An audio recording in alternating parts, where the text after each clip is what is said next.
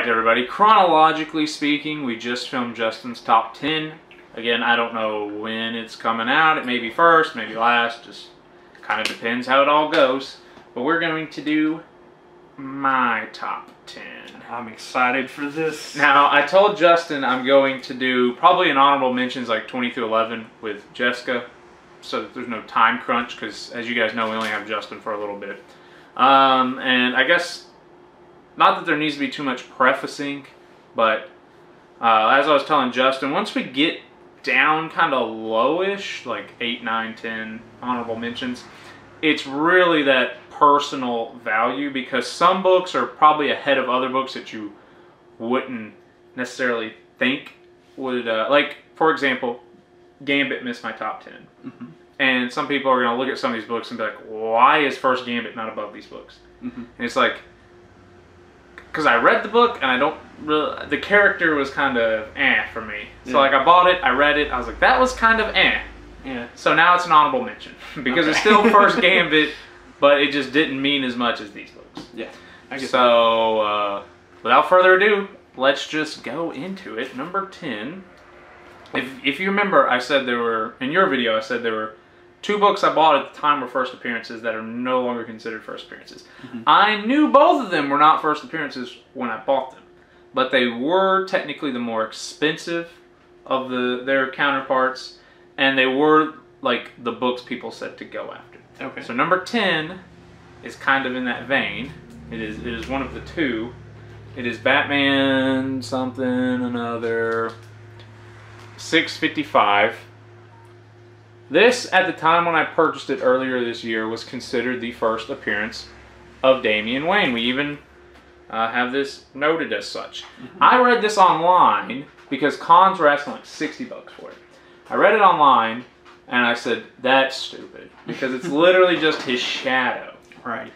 I said, I'm not paying that. Mm-hmm. I found this at Battlegrounds for like 10 bucks. And I was like, okay, I will buy it there because that's really dumb. Mm-hmm. And now, 656 is starting to be considered his first full appearance. It's picking up steam. That was a book I turned down for 10 bucks twice. Dang. The 656. Yeah. I turned it down twice for 10 bucks. Not very smart, but I was like, darn it, I just bought the first appearance. I don't want to pay the same amount for the second appearance, but now the market's starting to say, no, that's the first appearance. That's like him shadowed or whatever. So the funny thing to me, it sounds like, ironically, you kind of agree with I do agree. It's not, I mean, it may come off as ironic, but there's a reason I didn't want to pay 60 bucks for that. Is I knew, because what I tell Jessica is the reason we do the reacting to the first appearances, because I tell Jessica all the time, nobody reads the darn books. Right. They just hear, oh, first appearance of Darkseid is in Jimmy Olsen, whatever. Right. And he's in a screen. Right. How is that the money book? Because it's the first time he's on the comic thing, you know? I'm like, but I'm not going and paying 100 bucks for Darkseid in a little monitor. I'm not doing it. So that's why the whole point of us doing that series is kind of to make fun of people spending a lot of money on books where the character's only in it for a second. Like, he's in it just as a shadow panel. So that one I'm kind of passionate about. Then the Gambit's the other one. Yeah. Because he appears in like an XMen annual that came out. Like, the story comes out after XMen, but since there was some publishing issues, it technically came out first. So people are starting to say that's his first appearance. You X-Men people know what I'm talking about. It's dumb. All right, number 9. Look at that, Justin. Woohoo! What was this for? Oh, never mind. We talked about that in your video. This was before we started doing very top close 10s. number. Very close number. Well, technically, yeah. So, as you guys know, this was Justin's booty copy of this book. He used it as like a coaster. One time he got like some steak sauce and he was just like, crap, I don't have a napkin. Just started patting himself with it. Finally, he got like an actual respectable copy and he was like, man, just take this. I don't even want it. I was like, that is an exaggeration. So I threw it in the washer, put it in the dryer, got it all cleaned. It's ready to go. This is my number 9. I don't have the same affinity for Black Suit Spider-Man that this guy does, but I do actually really enjoy it. I'm going for a run And you know, we were trying to pick them up at Gamers Haven because they had some black suit Spider-Mans that took place like right after this. You can get like 254, 255, 256, 257 in their $2 in their formerly $2 bin. So I do like that run. I do think it's very sweet, but yeah, I got nothing on the black suit king over here. All right, number 8. Oh boy. Technically, screw it. We're changing the order right now. Wow. Because that book should be way higher. On the spot. All right, we're changing some things. So we need to pause. No. This book was originally going to be number 6. Okay. And I still think, personally, is probably higher than some of those books. But I think you guys would probably skin me alive if I put this at 6 above some of those. So I'm calling an audible, saying screw it, whatever. It's probably the cheapest book on this list next to the one you gave me for free. And that's Marvel Spotlight on StarLord. So this is, to my knowledge, his first appearance in comic form. He predated that in the magazine style. The funny thing about this book is you and I were talking about, man, how hard would it be to get the first appearance of StarLord? And then I was just after that. Yeah, and then I was just at Epicos, like, I was looking for some other, obviously not Ghost Rider, but I was looking for some other Marvel Spotlight character, and I was just like, oh shoot, here's StarLord, and it was affordable. Dang. So I grabbed it. Of course, the MCU hype has calmed down, but StarLord might be maybe my favorite character. You know, Black Panther and Spider-Man are up there. But as far as MCU goes, Chris Pratt as StarLord might be my favorite character in the MCU. So that's why it was going to be at 6. But again, it's not his true first appearance and whatever. So I moved it down a little bit. Alright, let's go ahead and get this one going. This is The Man Called Nova, number 1, first appearance of Nova. This was a book I really believed in, and I bought a nice grade copy of it. I don't know now, with all the MCU stuff going on with COVID and rescheduling, I assume Nova is still on his way. Gotta be. Gotta be. Yeah. Him and Warlock, or Adam... Am I saying that right? Adam Warlock? Okay. I assume they're both on their way. And, you know, there's a funny story with this one. And we won it in an auction at your house. You were there for it. Yep. I kind of didn't believe that I won it. I had to go take a pee break after it got announced. But I do believe in it. I have read this. It's okay. I haven't found number 2 yet. But it's only a 25-issue run. So I would like to, you know, piece it together. Alright, now what was going to be number 8 is mostly because of condition, and again, movie hype has slowly calmed down. But I was going for Jack Kirby's Fourth World stuff very hard, and I was just kind of piecing some dots together, like, hey, Thanos is really popular in the MCU, DC is going to try a Thanos thing, and in the comics, originally, DC did it first with Darkseid, and then... Or, I don't remember how it went. I think they did Forever People first, and then he went to Marvel and did the Eternals. I think that's how it went down. So they did Darkseid first. Yeah, they did Darkseid first. So I think he's coming. They already said there's a New Gods movie. I'm sure, yeah. So I think this is a book that if they do it right, and the New Gods come out, and Darkseid is their Thanos, I think this will probably be the most sought-after DC book for a couple of years. Next to, like, Action Comics. And Right. I think this will be... I actually thought this book would be higher on your list. I really did. The only reason... well, shoot. This was going to be number 1, and then, you know, Shane and Dustin Con happened. Yeah. But I bought this back in February at Calhoun Con. And, yeah, but condition is not great. Obviously, like, I don't know if it's going to come through. But it's like one of those white books that's kind of stained a little bit. There's like gum on one of the pages. You remember I was telling you that? And you're like, it better not be on the Darkseid page. And I'm like, no, trust me. That's fine. I've read this one. It's a goofy read. It's really goofy. Because Darkseid just shows... we did our reacting to the first Darkseid. And he just kind of shows up and he's just like, and then he leaves. And it's like... may want to reset the thing. So he's... in that point in time, he's not really a good villain yet. You know what I mean? He's just kind of like, I'm looking for a formula. And Mr. Krabs is like, you'll never have my formula. And then he leaves. He's like, okay, I guess I'll never have it. Or refocus. Not on us, but on the books. Okay, just making sure. So we look like... That's fine. Yeah. Just making sure. Yeah. Number 5? 5 or 6. Number 5. Yeah, I guess so. Or else I get made fun of too. Is probably another book you thought was going to be higher. And that's Justice League number 2. Whoa. Yeah, so, you know, we've talked, and if you just take, like, historical significance and all that, this is probably number 1. And, you know, Darkseid might be number 2. Yeah. You know, we're projecting here. Those books I would expect to be... Yeah. So this is where personal attachment to certain characters and books is going to start to show itself. Gotcha. Because, yeah, this is Justice League number 2. Shane and Dustin were kind of, you know, ripping it apart during the live. Like, it's not really in great condition and all this. Good. And good. Yes, good. keep it going. I read it perfectly fine. And it's a little scary because it's from 1960. It's a little brittle. But I was able to read it fine. None of the pages like turned to ash as I was like flipping it or anything like that. Thank goodness the fossil didn't melt in your hand. Exactly. No, it's awesome, dude. That's one of the books I love the most that you got this year. I'm glad you do. One of the ones I couldn't believe you actually own. You know. I know. Like, there's no way 13-year-old me, you go back and say, you're going to own Justice League 2. Right. And be like, that's Justice League 2. Of course, little me didn't know about Brave and the Bold, so... That's true. But still, you know. Yeah. It blows my mind. Like, there was only one other person bidding on it. I'm like, wait, do people not realize this is Justice League 2? Like, that's not a typo.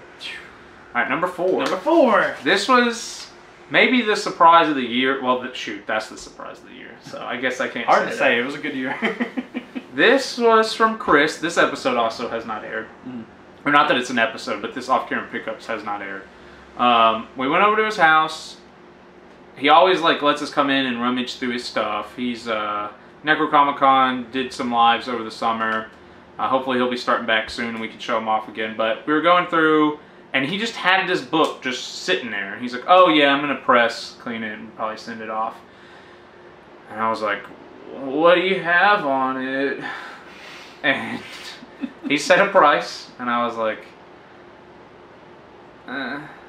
So he gave me a second price, and I was like, And he said, you're not going to get it any cheaper than that. And if you don't want it, I'm cleaning, pressing it, sending it to CGC, and then you can ask me when it's graded. And I was like, no, I'll take it now. So that is Silver Surfer number 3. Oh, yeah.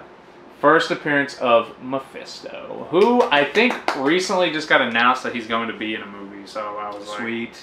I was like, good, I bought that. Epic cover too. Yeah. So for those of you who don't know, obviously this Silver Surfer run is just chock full of goodies. That the issue 1 is obviously really sought after. The issue 4 is him and Thor on the cover. This is first Mephisto. It's a great run just to have. So it already has some value to it. Mephisto has eventually not been, I don't know if retconned or just written into being Ghost Rider's nemesis. At some point, they've just started crossing paths, you know. Yeah. But he's obviously a really big baddie. He started off as a cosmic villain, which a lot of people may or may not know, depending if they've read like the Infinity Gauntlet, where he's like hanging out with Thanos during it and whatnot. I mean, here he is with the Silver Surfer. And here he is fighting the Silver Surfer. That says a lot right there. Exactly. So it was just next to Marvel Spotlight number 5 or Ghost Rider number 1.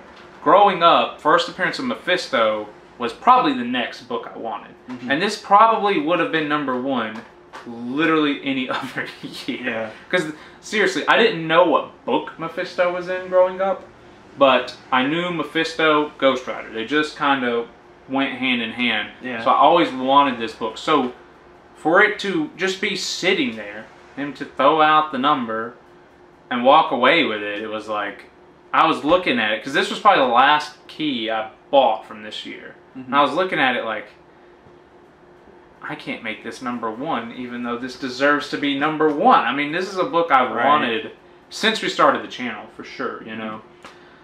So, shoot. I mean, it's number 4 only because of the 3 books ahead of it, not because of anything it did wrong. You know what I mean? I think I have an idea of some of your 3, but go ahead. All right, let's see. You can tell me how close. I'm thinking of a specific video, but go ahead. Maybe this. I don't know. This one, it's just Teen Titans number 12. Yeah, that was one that I was thinking of. First appearance of Batman Who Laughs, which, you know, it's funny. They're trying to retcon this or not retcon. The fans are trying to say this is not the first appearance of Batman Who Laughs. Why? Because it's one of those, he got printed in another book the week before. Oh. But, screw it. This is the book everybody wants. And it's got him on the cover. You see that? He's on the cover. He's on the cover?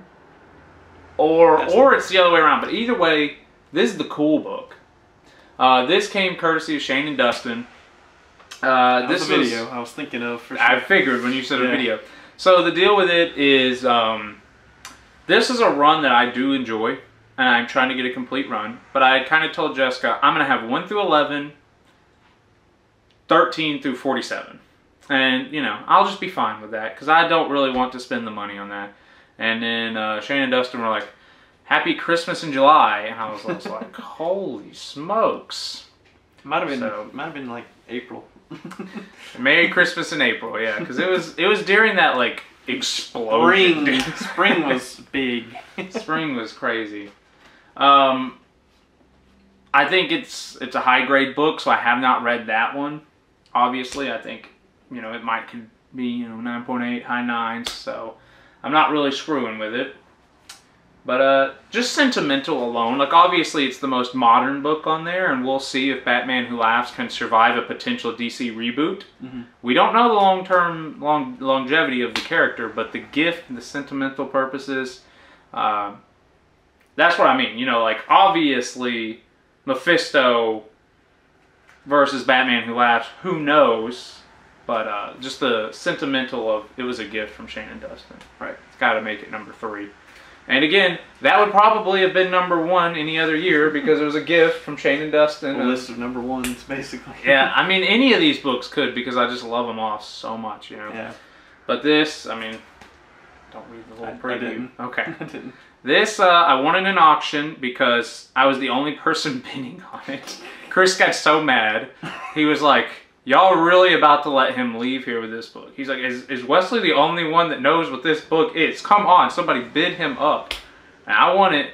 And he was like, man, you got to buy me dinner or something because you just robbed me. And I'm like, I know. But that is Fantastic Four 53. Woohoo. Second appearance of Black Panther. Woohoo. First appearance of Claw, I guess. Origin of Black Panther. Dude, that's really nice to also have just randomly first appearance of Claw right there with it. I know. It's crazy. Obviously, when I bought this, I was telling Justin about it because, as I just discussed, Black Panther is arguably, you know, one of my favorite MCU characters. And I buy this, and then, what, less than a month? Maybe a month later? Oh, it was close. It was close, yeah. It was insane because I was like, man, this is a low Fantastic Four. This is the second appearance of Black Panther. Where am I going to put this? And then he passes away, and it's like, okay, this is number 2. I think, right? Number 2? Yeah, this is number 2. And I actually forgot about that book. I'm like, dang. I know. Dang. I know. Like I say, any other year, this probably would have been number 1. Yeah. Because, you know, Chadwick passing away like a month after I got this was just... It was too much. Low Fantastic Four, it's all just icing on the cake, too. Yeah, as far as that book goes. It's just a perfect book. But of course, the only reason... Down to 50 seconds. Let's go ahead and restart. Yeah. The only reason that none of those books made it as my number 1 was because of an impulse buy when I got, you know, a serious case of MCU news-breaking depression. They announced that Ghost Rider was going to be in the MCU or in a TV show or the end of Blade or the end of Doctor Strange, or he's coming somewhere. And I was like, well, there goes Marvel Spotlight 5. So I got on an auction. They announced that like on a Thursday. I got on an auction Friday night. And they were like, hey, here's Ghost Rider number 1. And I was like, that's the next best thing to Marvel Spotlight 5. I already got Marvel Spotlight 6 and 7. You know, so this was here. And I told Jessica, I said, I want this and I won't buy Marvel Spotlight 5.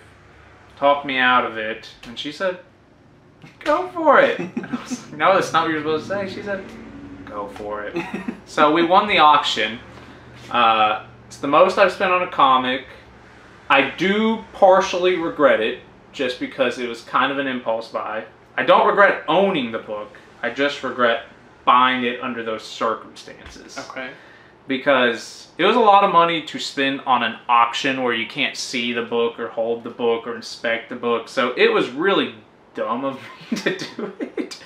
But they also threw in some other books to kind of help me not feel so bad about it, you know? Yeah. But I don't know if I'm going for Marvel Spotlight 5. As I think we were talking about it, I had the money to buy a high-grade copy and just put that money towards, like, reasonable adult stuff. Right. And I was like, after what I spent on this, and taking the cash to buy Marvel Spotlight 5 and, you know, using it responsibly, I don't know if I had the money to buy Marvel Spotlight 5, I would ever actually do it. Yeah. So... That's tough, man. This maybe maybe is that as is it awesome. gets. Yeah, because Marvel Spotlight 5, in low grade, sure, you can buy it 200, 300, 400. In high grade, you're talking closer to 600, 700, 800. And at that point, there's just a lot more responsible things to buy than that. So I don't know if ever's a long time. Yeah. Because theoretically, I could put $10 aside for however long that is. But again, once I got the money saved up, I would just look at it and go, I could pay off a bill or go on vacation. Get a PlayStation 5. Get a PlayStation 5. Like, it's always going to be like, yeah, you can save the money, but then when you have the money, are you actually going to pull it on a comic book? Right. That's what's tough. So I realistically understand that this and Marvel Spotlight 6 may be as close as I get. And I'm kind of okay with that. You can always say you have Ghost Rider #1, and that means something. And you can talk to any casual person on the street, and they're going to think that that's the same thing. Right, but we don't really talk to people on the street. We talk to the YouTube sphere, and they know better.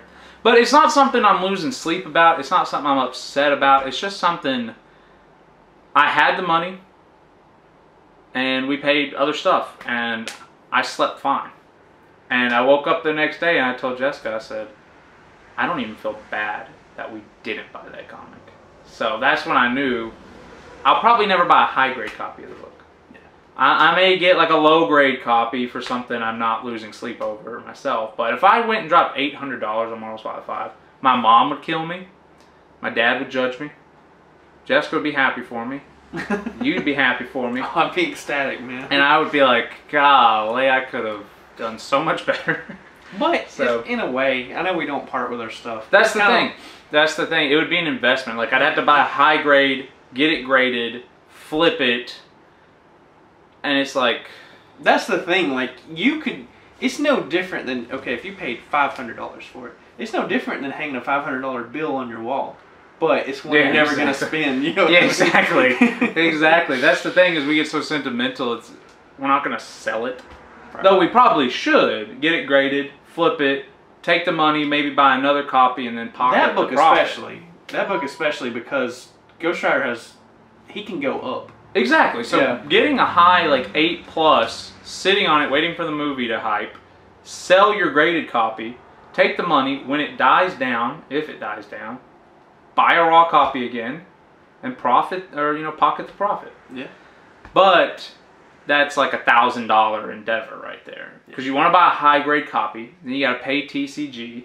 And you got to do it at the right time. Like, now might be the right time since COVID's got everything on delay. Yeah. Buy it, get it graded, wait for the hype. But dude, then you're sitting on you have $1,000 that you're just like, I'm gonna turn this into $2,000 a year from now. Yeah. That's a pretty big investment to just sit on for a year while you wait for the MCU to start rolling the gears again. Yeah. And that's part of the reason it's so hard, you know. But if you guys have $1,000, go for it. Right. That's easy money. Buy it now, get it graded, and just wait, and that's easy money. But I don't know if I have the luxury of just dropping $1,000 and I mean, like, in a year from now, this will be $2,000. Yeah. That's tough. That's what's tough. Oh. But that's my top 10. That was awesome. Great top 10. There's a lot of sentimental value in there. We got to compare to last year. It's so crazy. So. Okay. But yeah, so I don't know. What are your endeavors? You gonna take a step back or for next year? Absolutely. I have some books. Well, dude, if you remember last year, I lucked into first Kingpin. I lucked into first Hobgoblin. I lucked into first Carnage. This year, like the Black Panther, I should not have got for what I paid. Mephisto, I should not have got for what I paid. Obviously, Teen Titans 12, I shouldn't have got for what I paid. I was just thinking you were talking about the cheapest books on your list, the one I gave you for free. Technically, StarLord. 2 were free. Your number 3 was free. Yeah, technically, but you know that I actually paid. Yeah. So I told you last year I didn't think there was any way I could top last year, and that's because I did not foresee. And we knew by like April or May that we blew our list away from. Yeah. I couldn't remember if Carnage was this year or last year. I was gonna say. Mine was last year. Okay, I couldn't remember. It probably, yeah, with the movie hype, it would have made the top 10. Yeah. Carnage is a character that hasn't got to resonate with me completely, but with the movie hype, for sure would have made the top 10. I love Carnage. But I'm Spider-Man oriented on everything, so. I mean, Venom's the same way. Like, I can respect that he is a behemoth in the comic industry. Same with Punisher, but they have never really resonated with me. Venom is my one, man. Venom's like, he's a lot to me. So it's just the right combination. Yeah, absolutely, dude. Absolutely. Theoretically, I can still chase after Marvel Spotlight 5, theoretically. But for you, you know, you hit it. That was ASM 300, you know. In a way, it's nice. In another way, it feels so weird. Yeah. I mean, you just make a new book. Like, oh, I'm going for ASM 1 or AF 15. Yeah. Theoretically. Yeah. So that's our top 10. Hopefully we can get Jessica to do one, and we can all. Well, that'll be Jessica's first if she does it. Yeah. So there won't be a way to compare it to next year. But we'll still know it's better. Yeah. Oh, absolutely. Jessica's.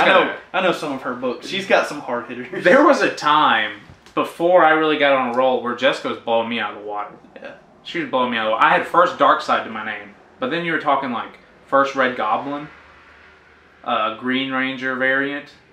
That was my top 10 at the time, and Jessica had first appearance of You-Know-Who, first appearance of the other You-Know-Who, a run of a book she was looking for. I don't know if it's first appearance, but it was number 1 of something.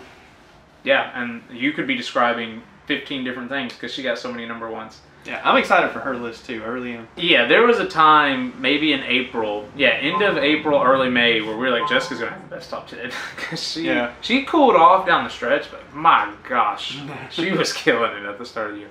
So look forward to that. Oh, yeah. But that is it. Videos from here on out are going to start being like early 2021. Yeah. By the time these get done, they're going to. Some of the videos you guys are watching will be 2021.